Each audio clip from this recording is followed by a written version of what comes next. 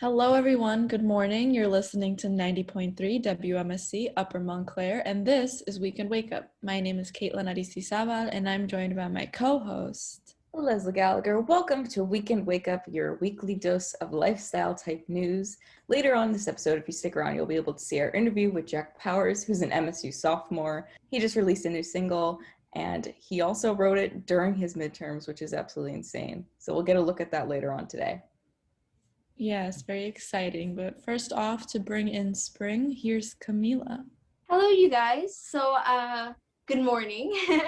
As you guys know, spring is coming about. Literally, spring is, I believe, either today, since it's the 21st, or the 20th. I forget. Like, on my calendar, it says it's the 20th, but I'm not entirely sure. And Or as you guys tomorrow. I actually don't know. Wait, no, it's today. Yeah, I believe so. It's different in different cultures, you see. But nevertheless, all cultures share one thing, and that is that spring is a time of newness. It's a time of getting out, breaking out of that like winter cycle, I guess you could say. I'm pretty sure you guys also feel like this mental and physical difference once, like, the weather starts getting warmer and such. Absolutely. Like nowadays, I'm like, when it's warm out, I'm like, oh my God, let's go for a walk. I'm like much more willing to like go outside and just, I don't know, like feel the breeze and just, I don't know. It's just a nicer experience to be outside. I like winter, but I mean, warm weather is amazing, I don't like the winter like that. I feel like it's very, like, okay, you gotta have your cold days, of course. We live in New Jersey, but they push it a little. The weather, who's they? The weather. The weather pushes it a lot. Like, it's too much sometimes. I'm very mad at the weather right now because I don't like the back and forth. If it's going to be winter and be 30 degrees, let it be 30 degrees. But we're not going to have days that are 60 and then the next day be 30. That's very frustrating. Anyway, I'm going to stop ranting about the weather. No, I completely hear you there. It's so frustrating. And like, I love all the coziness of winter, hot cocoa and blankets because it's cold.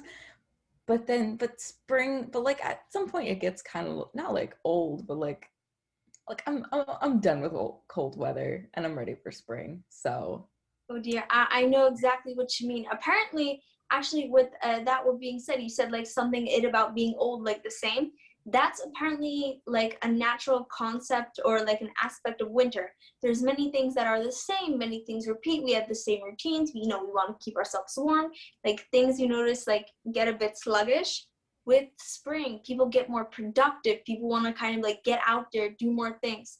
That's why I was like asking you guys too, because like it's just like you naturally like physically and mentally want to kind of change.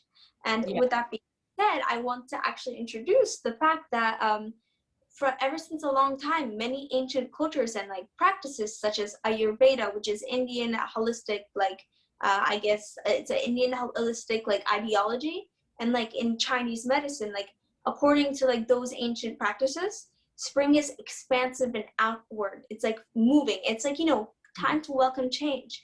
It's been done for many, many years. And here I am with some interesting tips on how to welcome this change for the spring that have both physical and psychological, benefits. I'm ready. I'm ready to welcome spring with you, Camilla. Yeah, time for this change.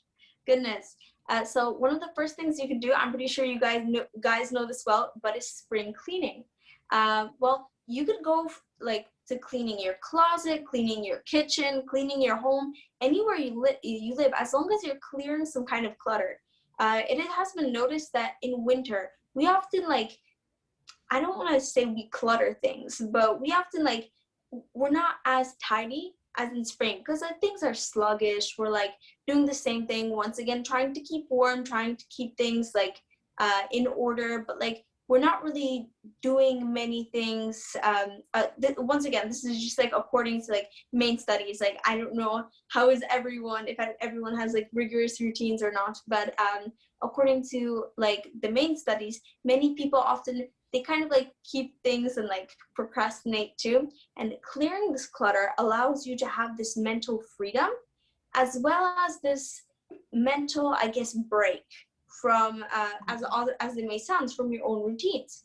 And what many people actually do, once again, spring cleaning, they take out their clothes, they clean their house.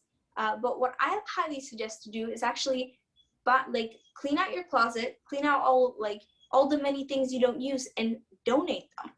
Another very good aspect of spring welcoming new things is giving back to the community. And aside from volunteering, you could donate all those things either you don't wear, not if they're dirty or old or anything, that I would throw out.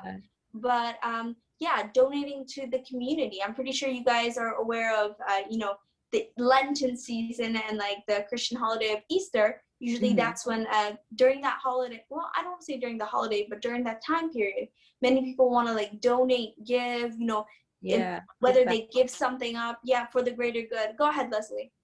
Oh, I was just gonna say, it's actually something I do every year, if that makes sense. I don't consciously be oh, I'm gonna spring clean, but every year I go through all of my clothes and everything I don't wear or just don't like anymore. I donate because it's just taking up space, and I don't need it. If I'm not wearing it, someone else can be wearing it, and I don't know. I've been doing that almost every year since I was a little kid.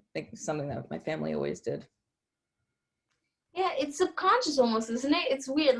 My family, what we do, we have this interesting tradition in which not around springtime, we clear out all our closets and we donate. It's this special veterans program. We donate all of those things to the veterans program, and if there are some things that I guess can't be accepted, we just give them to our younger cousins. And they're very happy because they're oh, no, I'm wearing your clothes. I'm such a big girl now. It's so cute. But that's an interesting way, to give back energetically and help yourself physically and mentally. It's nice to clear that space and weirdly reorganizing your clothes, or even just any space you have. For me, it just feels almost re-energizing and just a weight off your shoulders, because you can make space for things you're going to use and prioritize instead of things that are cluttering up that you aren't using. It's refreshing, if that makes sense. Yeah, definitely. No, I feel I'm trying to think if I actually ever spring clean. This is terrible, but I don't have specific memories. I mean, like you said, it's kind of you don't consciously be I'm gonna spring clean. Right. But I don't even, because what was last spring? We were in quarantine. Yes, I spring was 2020. I definitely didn't do any spring cleaning, but I was in the process of moving. So I went through all my clothes. So I guess it's similar, but I feel I wouldn't have done that if I hadn't moved. Yeah. We'll just say that counts. Maybe I should actually, consciously clean out my closet. But also, I just did it a year ago. You so much stuff in 1 year, though. So it's honestly nice to go through all your stuff. I accumulate so much, and you and me were talking about this the other day, off the show, you memory boxes and just accumulating memorabilia and just stuff, but you can't get rid of it, but you need it, but it's just taking up space. No, I get exactly what you mean. As long as you're welcoming this newness, and I guess once again getting rid of those old things, even as long as you're changing something from the winter, we need that. I was gonna quickly add, aside from changing our the things we have, in terms of donating them or even just rearranging your room, cleaning things, it is suggested to change your environment. And by that I mean go outside. It's getting nicer. We need it. We need that vitamin D. We need that fresh air. And I was wondering, I know it's a bit, the weather's not the nicest today. Well, I could be wrong, at least where I live. I was wondering, how are you guys planning to, enjoy the day? Oh boy. Well, once it is really nice out, super nice, I want to go all out in my cute spring and summer clothes, because I feel I have really cute clothes for spring and summer, really some vibrant stuff, stuff with flowers, very cute and spring. I can't wait to walk around campus, just feeling the vibes of spring, going on a walk with friends and just, not having to wear a giant coat. Yeah. No, wait, I agree with you, because I feel I don't have any cute the only cute clothes I have are like spring and summery. Everything else is just so bland and just it's for the purpose of staying warm, I guess. And I hate wearing a jacket. I hate carrying it places. Like I was with Leslie the other day and I just had my jacket, but I wasn't wearing it, so it's just in my hand the whole time. I hate that. I hate that back and forth because it's like just in case. Those But layers that you don't know if you're gonna need. it's not a fun time. I'm very excited for spring clothes. And I feel like when the weather gets nicer, I'd be more down to just go on walks, like random walks around campus. So For sure. I'd be much more willing to like get up and go to class. You know, the hard thing about getting up in the morning is I can feel how cold it is, like getting up, and I don't want to get out. So I'm actually looking forward to not having that feeling because I hate it. But anyways, thank you, Camilla, for everything, and we hope that you have a great start to your spring. Of course, you guys. Happy spring! Happy spring! Well, first day of spring officially, and I guess it's still not, the weather is still not quite matching up to what we want. But hey, we can still welcome it mentally, maybe. Anyways, we've got Issa here now, who's also going to talk a little bit about spring, but maybe more the physical side about that, if that makes sense. How are you doing, Issa? Oh, very well, thank you. I hope you guys are doing well as well. But if not, then you're at the right place, because today I'm Issa with Wellness, and I want to talk about some simple and effective ways to so-called spring clean your health and prepare yourself for the new season. Camilla was talking about like literally spring cleaning your house, and you're talking about spring cleaning yourself. I would say your health, wellness, well-being, just prepare yourself for this new season. I'm ready. Like I said before, I'm ready. Well, perfect. As my sister mentioned earlier, many of these ancient cultures that we rely on for health and wellness information or for this deeper wisdom and knowledge actually really take a big prominence to changing yourself with the seasons. For example, ancient systems and cultures like Ayurveda, like Feng Shui, even Chinese systems of healing all talk about changing and flowing with the seasons. And especially from winter to spring is this biggest dynamic shift because, for example, from summer to winter, we have fall, which is a longer season, but spring is considered to be much shorter. And just the fact that, yes, like you guys said, the weather goes up and down. Once it's 30 degrees, once it's 60 degrees, once it's 25, and then it's like 70 the next day. And it's not. You never know what to wear. Exactly. And also thinking about it, it takes a lot of energy out of your physical health. Like our bodies get confused, and not only with the temperature, not only with our surroundings and with the weather, but also the pressure outside, the humidity, everything changing. Also, our bodies are adapting to these different cycles, that not only the different temperatures, but also the different foods that are available and what kind of modes should we go in. For example, in the winter, our body more likes to conserve it. That's why it likes to cozy up. That's why you should stay warm, eat something spiced and whole, and like more cooked foods, while in the summer and in the warmer seasons, you want to focus on something that's more refreshing, something that you want to be more active, more adventurous, curious, doing different things. So it's important to remember that we have different modes that we go into. Yeah, it makes sense. Like with the weather inconsistencies, it can throw you off, but once it regulates into, like spring, like for real, like right now we're in this weird transition period. But once we really, get that spring weather where me and Caitlin will go on walks every day, yes, it'll be like a lot easier, I guess, to adjust. I would my point being that it is very important to change your habits with the seasons.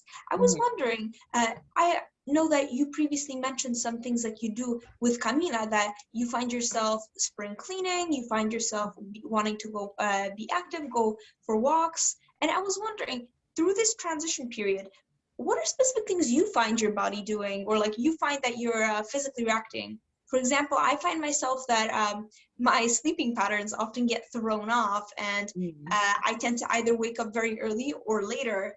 And it's just a strange shift that happens for me, not only for that, but with the change in weather, I noticed that I could feel it because I have low blood pressure.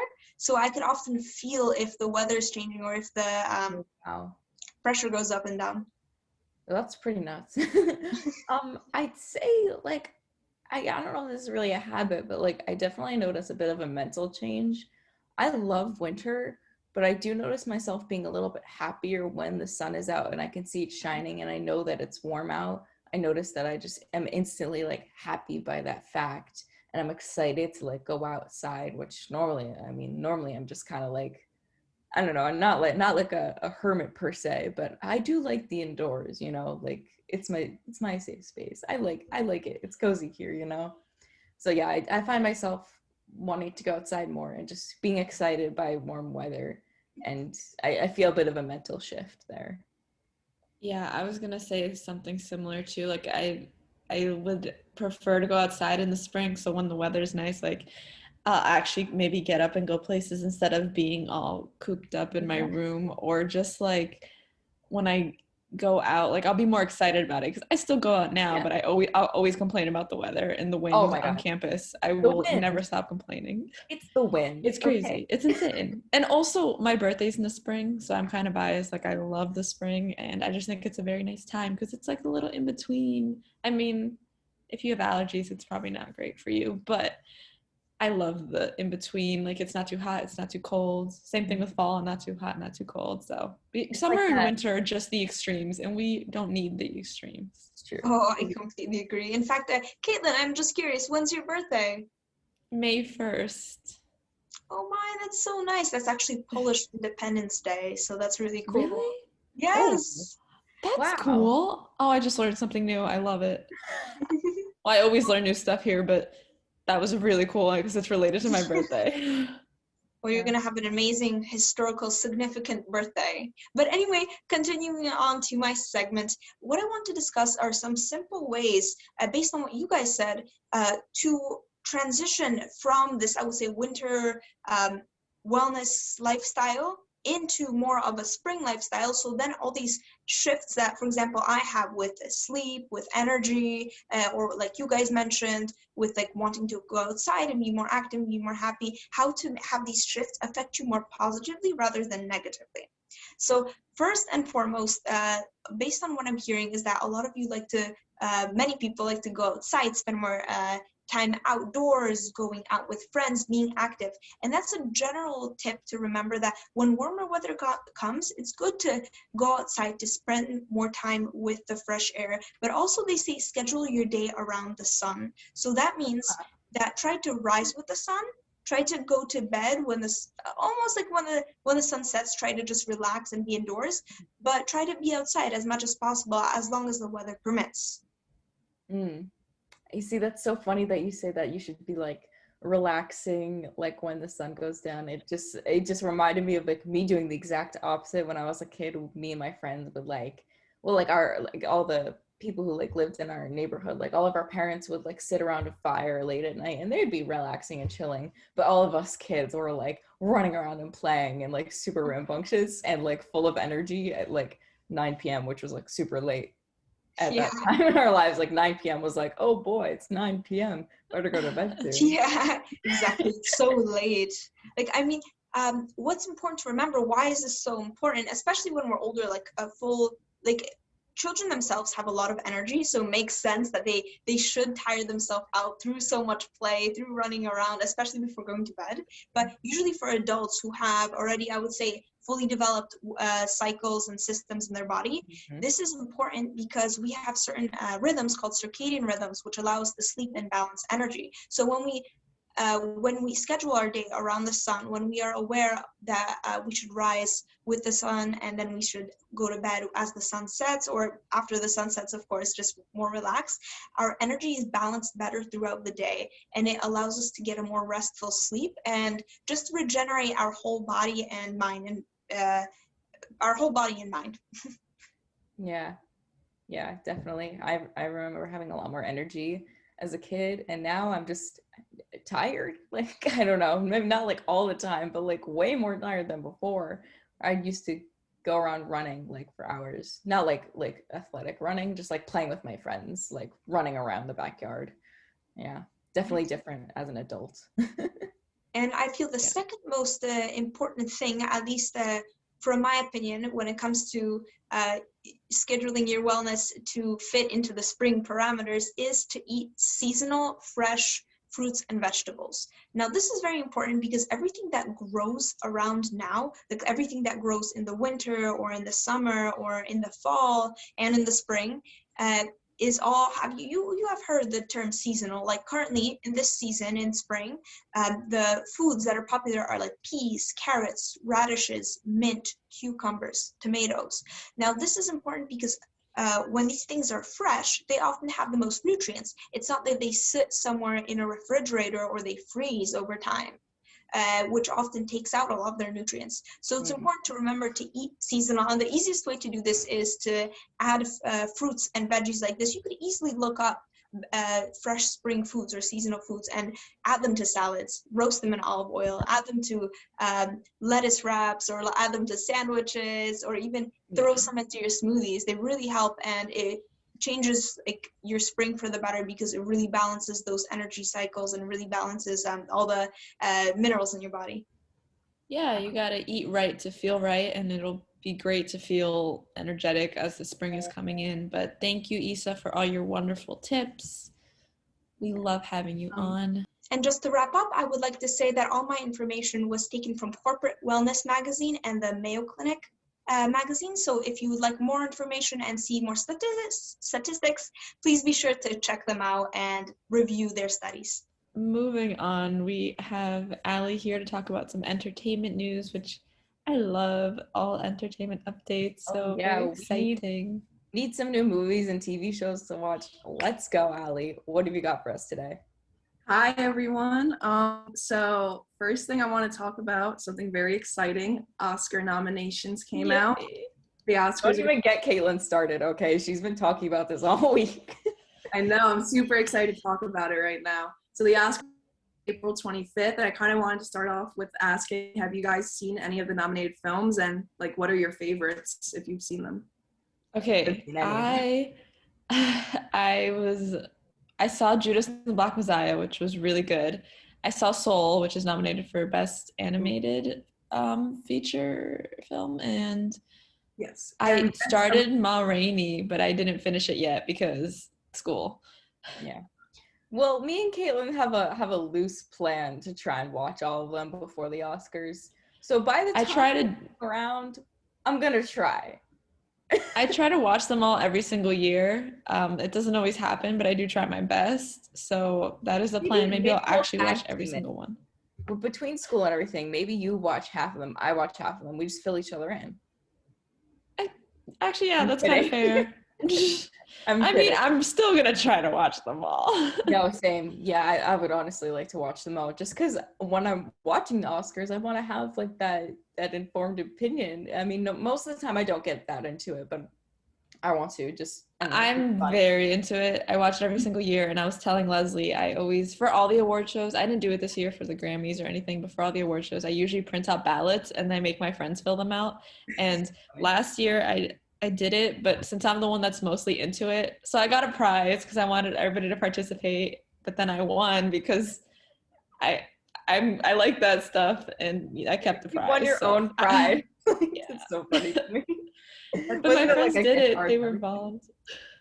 I love that. But yeah, the Oscar nominations that came out this year are great. I personally like them. I think they did a good job with what they had to work with, considering the past year was super hard for the industry with COVID and having difficulty getting together to produce and stuff. But something that I also wanted to touch base on was the nominees for director. So in the almost 100 years that there has been the Oscars, only 5 women have ever been nominated for Best Director, and it was never in the same year. And this year there are 2 women up for Best Director, which is groundbreaking. It's making history, which is awesome. I can't believe, sorry, just real quick. It's in 2020, it is groundbreaking news that more than 1 woman has been nominated for Best Director. Like, that's crazy. I know, It and it's like, is. it's crazy, but it's also like, it's something so great to see, because it's like, it's so small, but it's like, it's progress. It's like, as some, like a media student right now, seeing that's like, Yeah. media student, I'm seeing that, I'm wow, like that could be me or one of my girlfriends one day, you know what I mean? Yeah, it gives me hope. I mean, I Yeah, think it's amazing. this history, in a way, like, this shouldn't be groundbreaking today. It should have happened a long time ago, but like, that's not how things happened, I guess. We just have to accept that, and we are making progress slowly but surely, and maybe by the time that, we, do things in media, it'll be a lot, I guess, better, and even more progress has been made, and it won't be so groundbreaking that more than one woman was nominated for the same award in 1 year. I mean, you said only 5 women in all of Oscars history have been nominated for Best Director, and that's insane. And I'm sure there's even more statistics like that about, POC and POC women especially. And I'm sure those are even crazier, like, for sure. Yeah, Well, definitely. yeah, they are actually crazy. But it's funny because the Oscars have always had an issue with diversity, and I know there are a lot of people who, we criticize the Oscars every year. I'm an avid watcher of award shows, but it's interesting because last semester, I think it was, because I remember talking about it in my classes, we had the Oscars released new guidelines for films to get nominated, and there was a lot of different opinions on it. I know some of my classmates were talking about if they were worried about like tokenism and stuff like that, which is understandable, but we are seeing the results of those standards right now, and it seems to be working out for the better because there's a lot more people of color nominated, and there's women, like you said already, and it's just really interesting to kind of see it all happening before our eyes, even if it is 2021. Yeah, and I think it's super important that, like, personally, that we are working towards getting the diversity levels up. And like you said, like, as a white person, I'll never know like what it's like to be like that token person. So I can't really speak on this issue without like kind of just like having that like white privilege like in the back of my mind. But like, I think it's super important that we get people of like, I'm like, because like, I'm tired, honestly, of just seeing old white men winning these awards. And And I'm also like, I don't know about you, but I'm also white.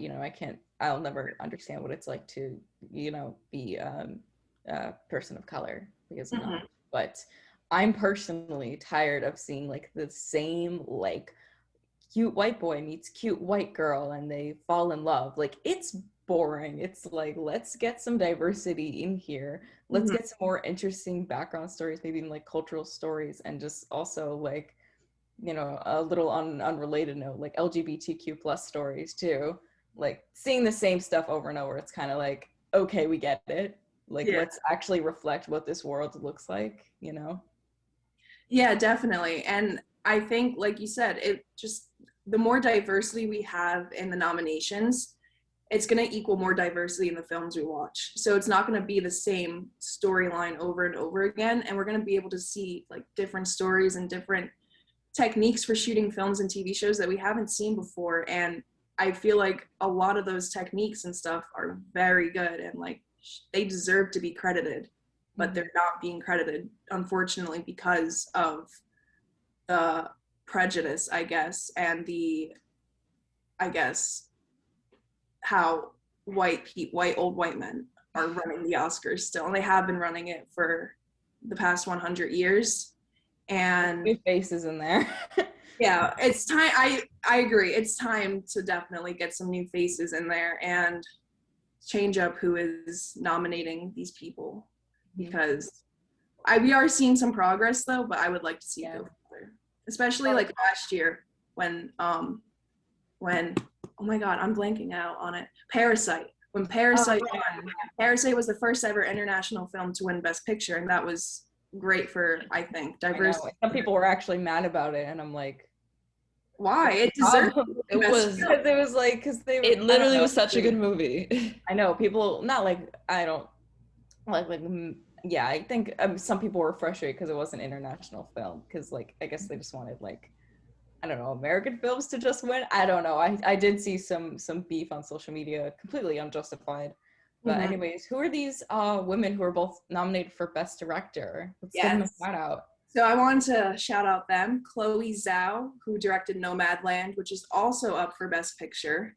and Emerald Fennell, who directed Promising Young Woman, which again is also up for Best Picture too. So shout out to Wow. these fantastic ladies. They're killing it. Well, they were basically up for like 2 awards each. That's amazing. And they're fantastic. I saw Nomadland. That's my recommendation today. My number 1 film recommendation today. Everyone go watch Nomadland before the Oscars. It is so emotional. If you'd like to. But it was such an emotional, powerful film. Mm-hmm. What's it about, real quick? Give us a little summary. Yeah, so Nomadland is about this woman, and she kind of finds herself in some financial troubles. And so she kind of just like, I guess, like packed up everything and started living like that nomad lifestyle, but in the modern day. And it kind of follows her on her journey throughout the western side of America, and about her like living out of her van and kind of just her life throughout that. And it's just, I don't know. I thought it was a very powerful film. It sounds pretty touching and emotional. It is very touching and emotional. I cried during it, and I very that much sounds like my kind of movie. Yeah. If you cried, I have to watch it. Right? It's not that it's sad. I love things that make people cry. It's not like it's sad. It's just like the way that they're able to get into your emotions. Even if you don't have time to watch it, just watching the trailer gave me chills. So I really think that's how you know it's good. Mm-hmm. Yeah, I think a lot of the nominated films this year, like the storylines themselves are very powerful, at least from the few that I've looked into and the few that I've seen. They're very powerful stories. Same thing with Judas and the Black Messiah. Like, I remember my mom and my stepdad watched that film, and they called me right away, and they were like, "This is gonna be nominated for an Oscar," and I was like, "Okay, what?" And they told me like everything, and then I watched it afterwards, and it's very powerful. And Daniel Kaluuya is amazing too. But Frances McDormand, I think, is in Nomadland, and she was nominated for an Oscar like 2 years ago, and she won. Wow. So that's also cool, and I'm just very excited. And yay, Oscars! Like I said, don't get Caitlin started. She'll freak the heck out. No, it's cute. I like it. You gotta have that good energy, and especially lifting each other up. I guess going back to like women and stuff, it makes me really happy to see. You know. Mm-hmm. But I yeah, definitely have to watch Nomadland. Sorry, I'm just thinking about everything I have to watch. I really am about to pay $20 to watch Minari because I don't know where else to watch it except for paying for it, and I don't even care because I really want to watch it. And it won a bunch of Golden Globes too. So can I watch it with you so I also don't have to pay $20? Well, yeah, of course. We're not both gonna pay $20. That would be crazy. Anyway, woke up or you're just tuning in, you've been listening to 90.3 WMSC Upper Montclair, and this is We Can Wake Up with Leslie Gallagher and Caitlin Aristizabal. Sorry. I'm a little slow today. I literally am daydreaming about the Oscars. Like, I'm actually kind of ridiculous with it. I was literally thinking about the movies. I was like, anyway. Yeah, you're literally dreaming about your little Oscars watch list. But anyways, coming little up, Oscars watch list. You make it sound so like. What? I mean, I think it's cute. I'm gonna watch them with you. I'm not making fun of you. Okay. What? I think we'll have a good time. Let's move on to our interview, which we're very excited for, the both of us. Yes, our interview with MSU sophomore Jack Powers, who is the drummer for You Might Be Mine, but is also a solo artist, and here he is talking about his new single. Alrighty, we are sitting down here with Jack Powers, MSU sophomore and singer and songwriter and drummer. And oh my God, Jack, how are you today? I'm great. How are you? Good. You do all of the things. So I was like, I don't even know how to introduce you. I can't just pick one thing. I have to say all the things. You know? I just like generally I make a lot of noise. So. Yeah. Passionate noisemaker, as I said before. That's me. So just some basic info. You're a sophomore and your major is music education, right? Music education, yeah, with a concentration in percussion. Oh yeah, I forgot about that part. Let's see. Yeah, right. Yeah, nice.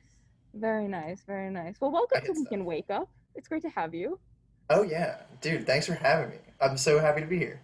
Yeah, awesome. So yeah, So tell us about your new single that just came out, Distracted Driver, and maybe what inspired you to make that, and maybe what you were feeling when you were writing that. Yeah, totally. So I find that when I write lyrics, um, I tend to write about stuff subconsciously. Like I don't know what I'm writing about while I'm writing it, and then I finish the song and I'm like, that's what I was writing about. So while I was writing it, it was just like stream of consciousness stuff coming out.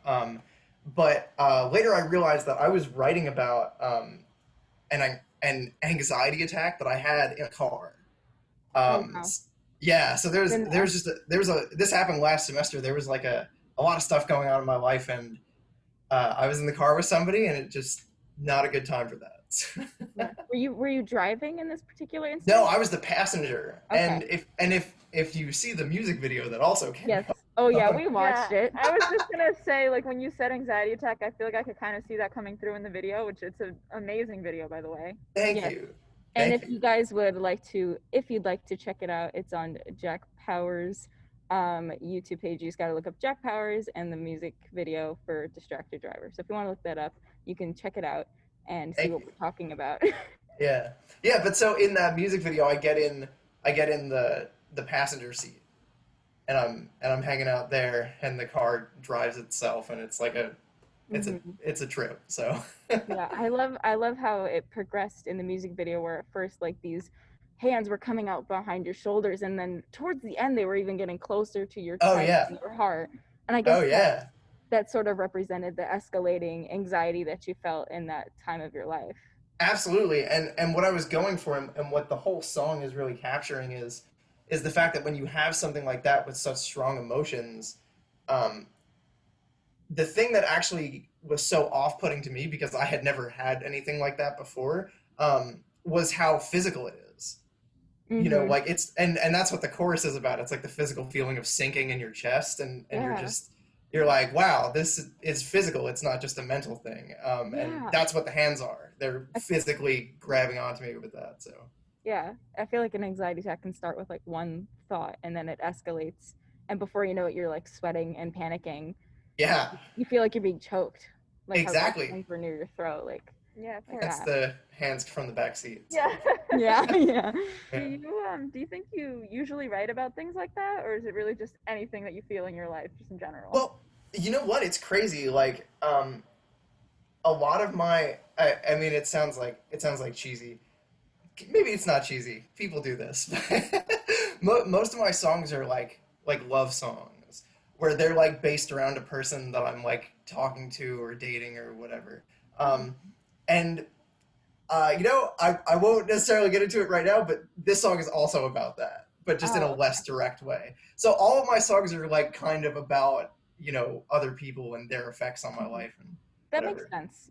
It does, I guess, sound cheesy in a way, but love's a very strong emotion, Oh especially yeah. when things don't go right, when someone you love hurts you or you hurt them, vice versa. It's painful, and it makes Oh, sense that totally. you'd want to write about it. Totally, yeah. And like specifically with this song, it was about like kind of like realizing that neither person is actually in it, Mhm. and you're just like, man, well, this sucks. Yeah. That was the situation I was going through. But Yeah. yeah. So I that, guess, I guess we're wondering, you are also the drummer for the band, You Might Be Mine. yeah. And have you guys been working on anything recently, or have you mostly been focusing on solo music right now? Well, you know what? It's super interesting because, um, we've been trying to do stuff with You Might Be Mine, but what's really difficult is getting a group of people together in a pandemic is not something that is really responsible to do. Exactly. So yeah, it's been really really really tough, and especially with both my parents are at risk, so we Right. can't have people over the house and we can't be making music together. So for me, it's just been like, well, I'm not going to stop making music, so I just decided to do my own stuff until we could start meeting back up together as a group. Yeah. So So I guess You Might Be Mine is sort of on pause right now. just a bit. I mean, we still have recorded music that we've yet to put out yet, but usually the way that you would promote, especially as a band, the way that you would promote a new release is by playing shows which don't exist right Right. now. So Yes, exactly. And you're doing the responsible thing, you know. yeah, So it makes sense. trying to be How do safe, you- you know. Yeah, exactly. You got to be safe. You got to put others before yourself. And Absolutely, yeah. you're still finding ways to make music and feel your passions. And I guess another question we have for you is, how do you balance these passions, these dreams, and wanting to make this music and put it out into the world? How do you balance that with like school and work and everything else you've got going on? Yeah. That's a really good question, Leslie. You're like, I don't. No, especially as a music student, because I know my roommate's a music student too, so I know you guys take a ton of credits every semester. Oh yeah. I've got 13 classes this semester. Yep. Oh my so- God. yeah, My so it's classes are screaming for you. yeah, and it's but seriously, that's a good question. I literally live by my Google Calendar. Wow. And I realized that, you know, when you really plan out all of the hours in your day, you can fit stuff in that you didn't think you would fit in. You'll just be really drained by the end of the day. Yeah. But for I hear you me, there. like for me, especially with like songwriting and everything, like I only really found how much I loved doing that recently. And I found that that's the kind of skill that you need to do every day. So I just kind of built it in like it's a job where like every day, like an hour a day, I'll like sit down at a piano and just like write. I guess Yeah. that's part of the commitment, you know, it's Oh not yeah, a dream, it's something you want to make a reality. You have to commit time for it. So thinking of it like a job, that makes sense. You know, totally. you don't want it to be in the future, you want it to be now.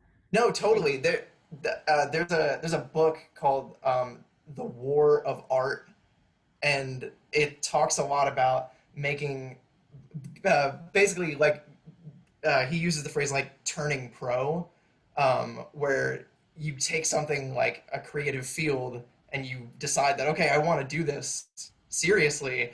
It's really just a decision. It's a decision to turn pro, a decision to just take this seriously, take it like a job, like schedule it, man, prioritize it. Yeah, change your mindset. It's not a hobby. It can be your job. It can be your life. You know? Exactly. Yeah, and once you decide that, you actually can just you just think of it like, okay, I got work in like 10 minutes or whatever, you know. Yeah. You know?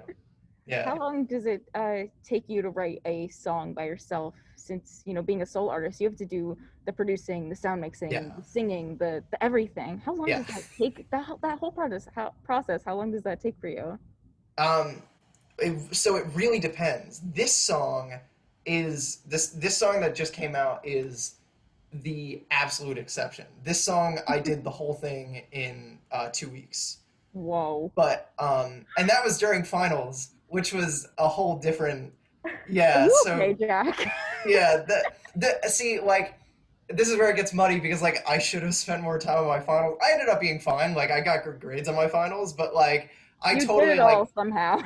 I crammed so hard on those finals because I got into such a rhythm. With this song, I wrote the whole thing. Usually, like, the first song that I ever wrote, or actually the only other song that's out on Spotify right now, I wrote over the course of, like, 3 months. And it was just a lot of processing. And then it took me an additional, like, 3 weeks to record it all and everything. So it took a long time. And this song, I wrote the whole song in 2 days.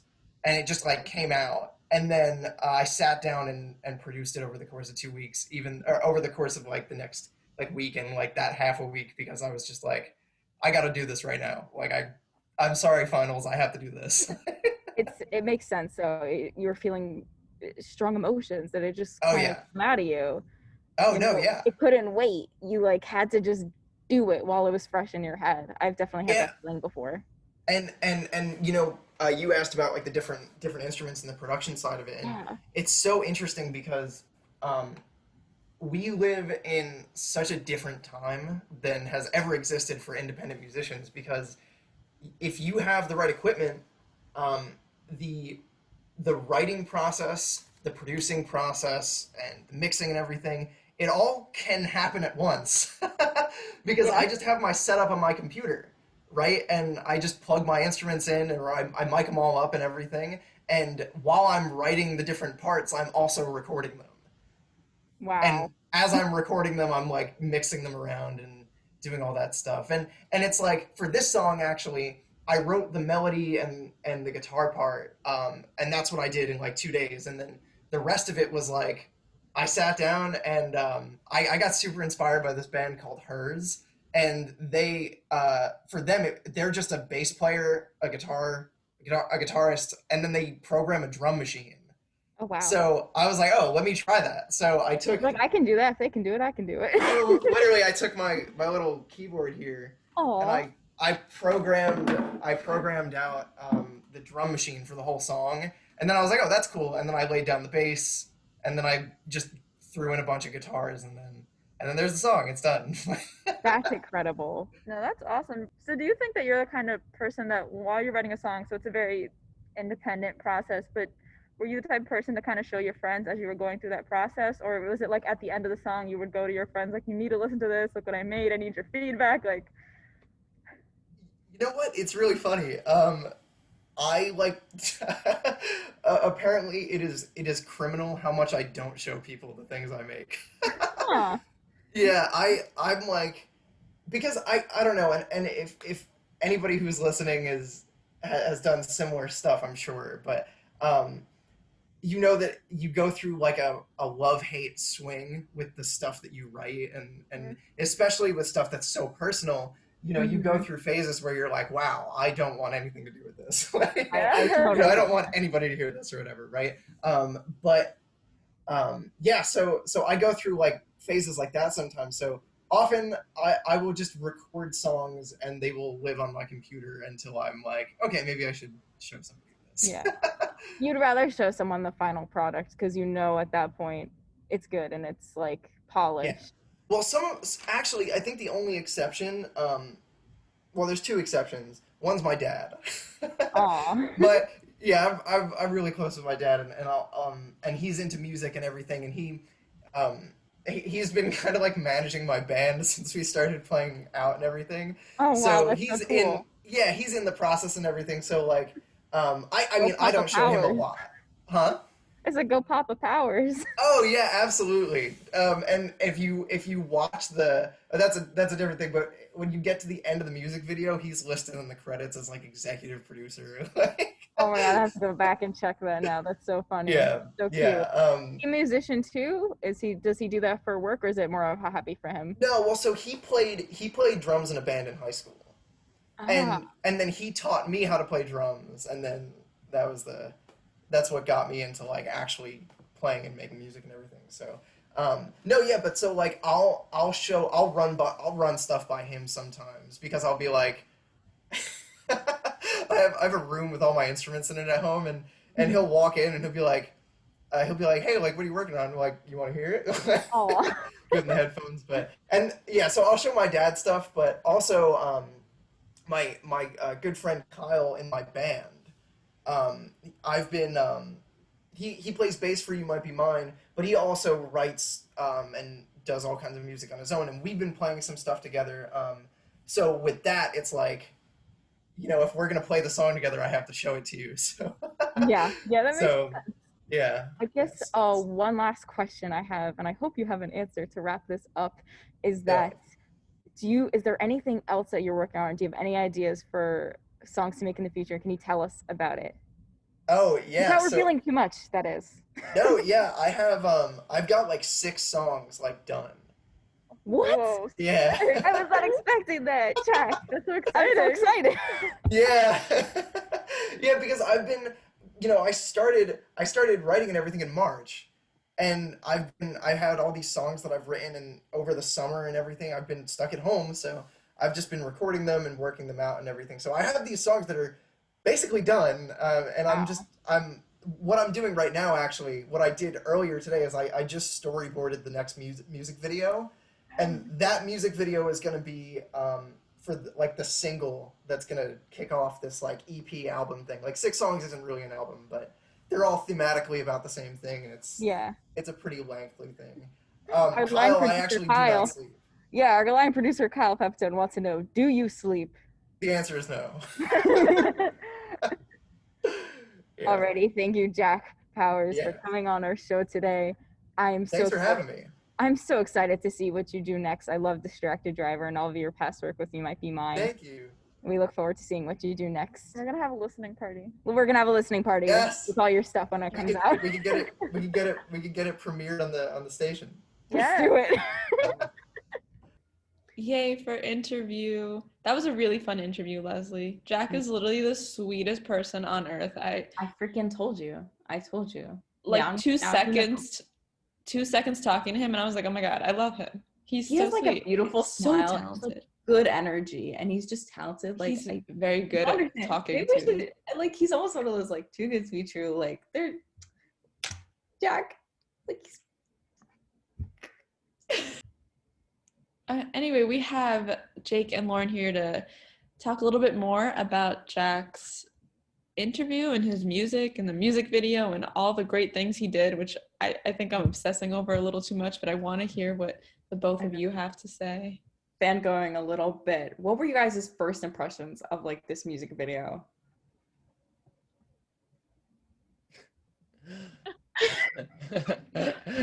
I thought it was pretty cool.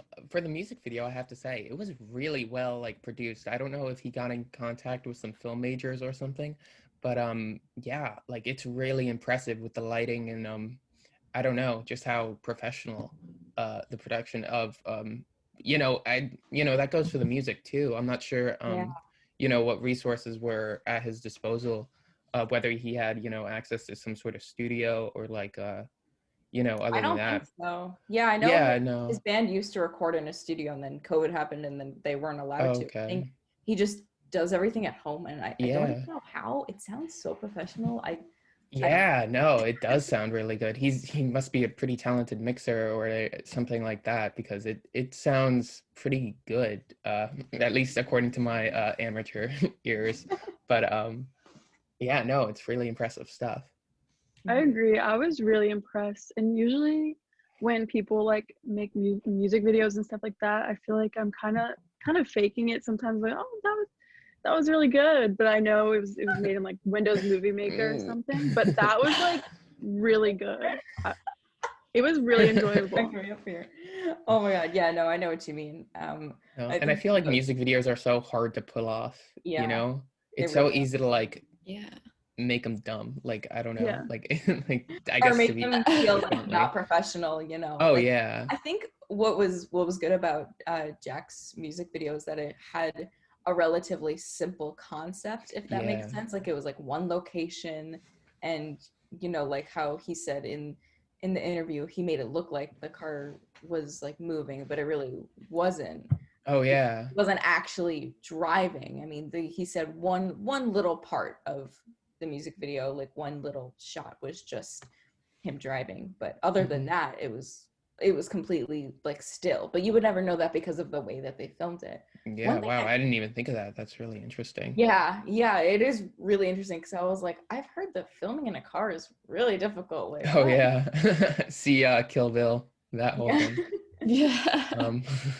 The first thing I noticed about the music video is the colors. Beautiful.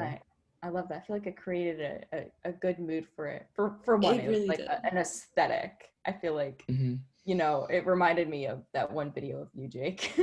Which one? Oh, that one. Oh, God. The one that Jake submitted the talent show. God. And you had like those same type of colors and that same kind of vibe. Ooh, his was a bit more I don't know, monochromatic. I know. Yeah, no, I know what you mean. Or I guess bichromatic, because his were very strong, very almost like what was that one director? I'm losing it. Moonlight, like the movie Moonlight. No, though that's what it reminded me of. Actually, the same color palette too. Like even with the blue and the purple. I was thinking of a different one, but I don't know. He makes bad movies anyway, so But Jake, you're calling everyone out every week. I love that Jake always does it so simply, like nothing. He's like, it doesn't bother him. He's just Demon, like, what was his name? Nicholas Winding Refn. That's the director I was thinking of. The bad one? No, actually, that's Cruel. He makes cool movies. They're just not super entertaining. I like how you guys all. I like how you thought Jack's music video was very like professional, and because I mean, not that it wasn't like but he did it with a few friends and like his dad and his brothers, and it was just crazy how they all helped him out to make all that, and it's just insane how that was the result of just teamwork, working with people, people who have the same goal, like incredible. Yeah, and I really love what the song is about too, because I think when you're watching the video, you could kind of tell it's related to mental health. Like he said, it's about an anxiety attack that he had, and you could definitely see that through the video. But he also said it's related to, it's still like a love song in a way, because it's related to somebody he was talking to. Yeah, at the you can hear a time, bit of or that at the somebody he was end with. in the lyrics. Yeah, and I think it's so powerful to kind of combine those two things, and it's just an overwhelming feeling. Yeah, definitely largely about an anxiety attack. Yeah, and that's definitely a very good thing that I guess kind of put together with driving. I think that's based off an experience he had, as he said in the interview, but also like driving is like inherently anxiety inducing, you know? Like that is so true. Driving? Are you kidding me? You're in a big metal death machine. You know? I never thought about it like that. How?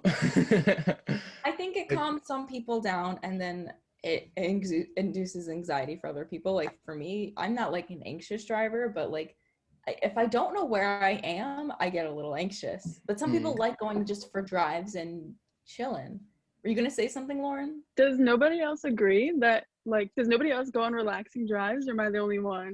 No, okay, so here's the thing though, like when I first started driving, it made me very anxious. I hated getting in the car. I think the first time my dad made me drive somewhere like alone, it was like a 30-minute drive, and after we got there and parked, I just started crying. Like it was terrible.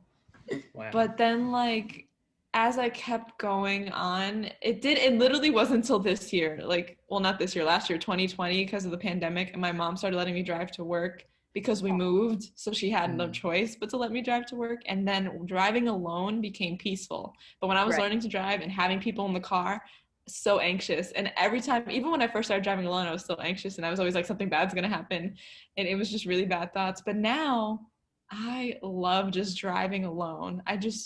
I like being alone and listening to music, and I could just forever, I don't want to get out of the car.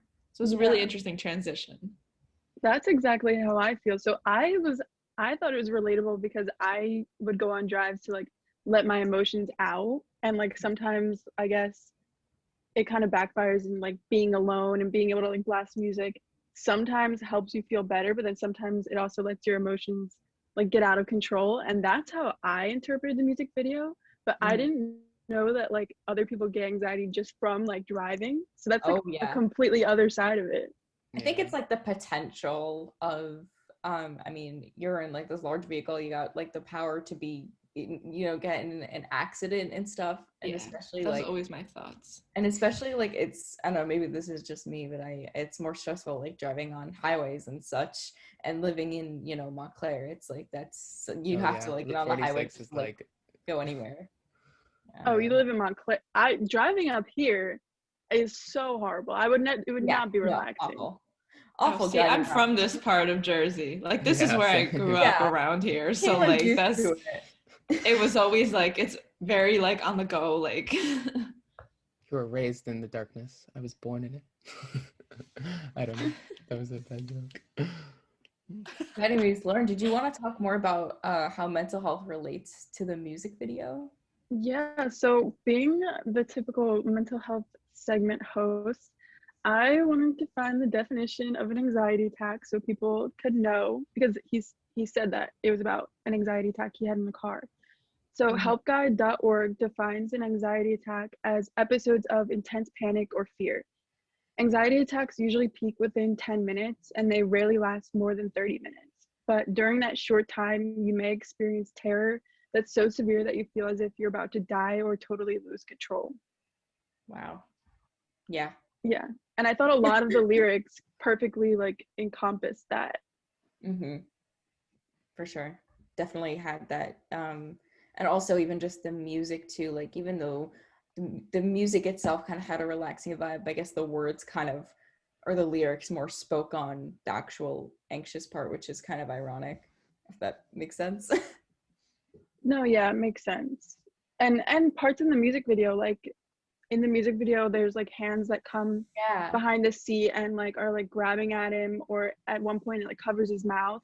And I feel like that is like such a beautiful way of encompassing like an anxiety attack. And I feel like it's just such a great thing when people have this talent and can use it to like express these emotions that other people can't get out themselves. Yeah, it's showing it in not only sound but visually, so people can like, people who also have anxiety and anxiety attacks can find something to relate to.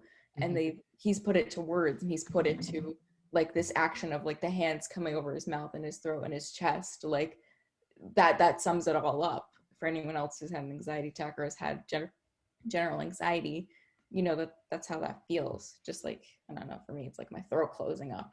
So Yeah, it's like suffocating. Yeah.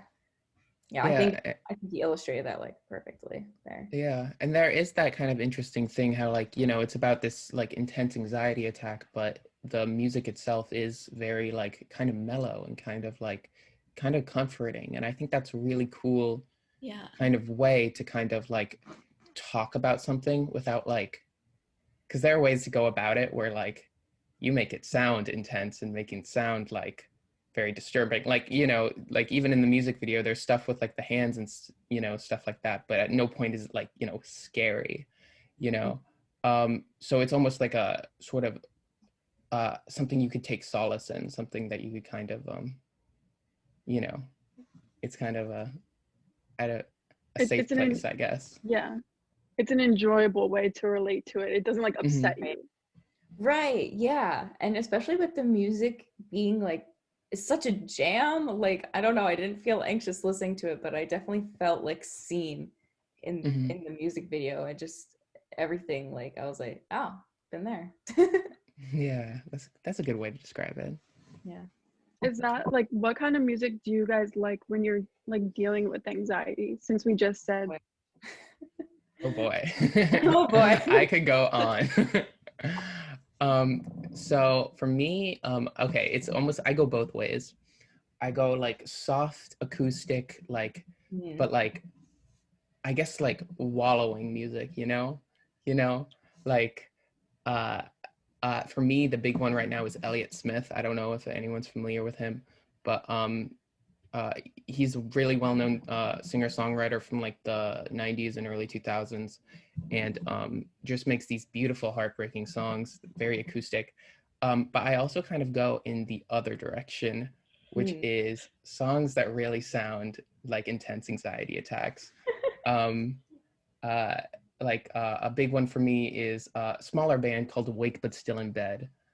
Just absolutely just like just crushing guitars and like just screechy vocals. It's really fantastic. So it's almost like angry-ish music that kind of you know, get it out. It's some of it gets into that, but Awake But Still in Bed, this band in particular, doesn't really sound angry. It sounds more like a release, you know. Oh, okay. Like, I bet with that. I think, you know, it's funny because I don't want to like be redundant, but I think anxious really is the best way to describe it. Yeah.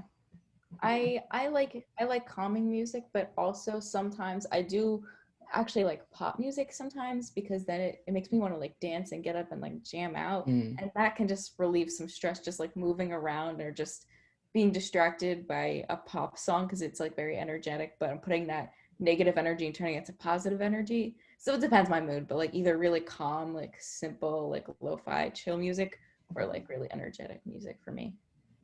Yeah, but when I'm dealing with anxiety, like calm songs. Yeah, specifically with like anxiety and stuff, I like to listen to movie soundtracks. I don't know if anyone else does that. I love listening to movie scores. It's so good. Are there any particular movies that have good scores? So many. I love Interstellar's score, and I love The Theory of Everything. I don't know if anyone's seen that, but it has like beautiful music. I remember it. Thank you, Caitlin. I remember when that movie came out. Really? I don't. I was Yeah, like I was 10. obsessed with the actor. I thought it was an amazing film. Yeah. But I never listened to like the score like that. Oh, that's so cool that you listen to. I want to do that when I'm anxious. is I want to listen to a cool. movie soundtrack because I feel like I Yeah. just listen to my normal music, and even though I'm just in a different mood. Like, Yeah, I've kind definitely of- done that once or twice. And since there's like so many genres of movies, like my boyfriend, when he's in the car and he's driving, he puts on like, oh my gosh, I can't find the FCC safe word, like super hype, not super hype, but like, I don't know, like getaway songs or something. Like, I don't know. You'd be like, what's the FCC safe word? Like, that made me laugh. I'm sorry. FCC, if you're listening. Yeah, not gonna get us this you time. know, our line producer Kyle said that the heavy screaming stuff works wonders for him, and I just Heck think yeah. that's amazing. Everybody has such different music tastes right now, right? So it's just. I feel like people funny need to that give we screaming stuff a chance. I feel like, I don't know, that's just my like opinion. Like, don't get me wrong, I don't want to like, you know, it's very easy to come off like, but yeah. I don't know. I feel like a lot of people just hear it and kind of pull back and like, Yeah. I don't know. I think that would be me. people that you're ought to talking give about. it That's a true. bit of a chance, but I don't know. Yeah, I people don't definitely really see. appreciate it. Yeah. Yeah, I don't appreciate it. If I can't hear what they're saying, I don't understand. I've listened to these, you know, really hardcore screaming bands, and I just don't really get it. Like, it doesn't relax me. It doesn't hype me up. It doesn't do anything for me. I'm just confused trying to figure out what they're saying. I don't. And all the sounds kind of blend together for me. I'm sorry if I'm offending any heavy metal fans. I'm so offended right now. It's just not my vibe. It's Catch not me my in your vibe. subtweets. I respect Jake's vibe though. It works for Jake. It works for Kyle. That's fine with me. You do you. Well, yeah, you know, Kyle just said because people can't hear the lyrics, like they probably brush it off, and I think that's I don't true because know. I think if you learn the lyrics, then it's easier to kind of just scream about because you can just scream together. I don't know. You know, I have to disagree because I feel like I don't know the lyrics of most pop songs. You know, I like sometimes like Really? I don't know, like even in other songs where it's kind of like mumbly and like I don't know. Like I feel Ariana Grande, she does not enunciate. Yeah, her you know, like words. you can't like she's just like you don't know what she's saying. Like I don't know. Not all the time. Sometimes you do. You know, when it counts. Yeah. Like I don't know. That's my hot take. No, I get that. That's a fair point. Well, Okay, well, anyways. thank you all for all of your time and just, you know, watching the music video and stuff, because I know we told you about this kind of last minute and you guys were so down to talk about Jack and his talent. So thank you guys for coming on and talking about that. And thank you to Jack Powers for talking to us and making time in his very busy schedule. Yeah, Good kid song. doesn't sleep, and so he made time for us for that interview. So yeah, if you would like to, you can check out Jack on Spotify. He also has this music video up on YouTube. And if you're watching this episode of We Can Wake Up on YouTube, we'll have that link in the description. If you're just waking up or just tuning in, you've been listening to 90.3 WMSC Upper Montclair, and this is We Can Wake Up. I'm Leslie Gallagher, joined by Caitlin Aristizabal. And we'll see you next week.